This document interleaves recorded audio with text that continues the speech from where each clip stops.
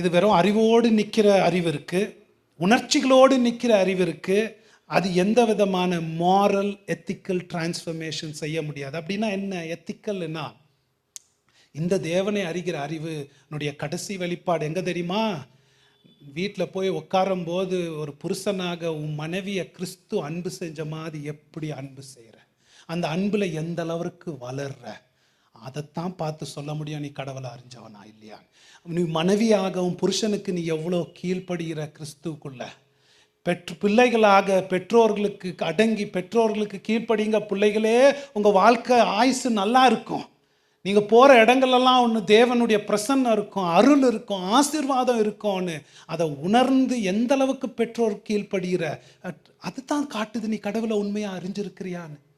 ஏன் தேவனை அறிந்துன்னு சொல்லி கடவுளுடைய கற்பனைக்கு படியாத இதனாலே நாம் தேவனை அறிவோம். ஏன்னா கடவுளுடைய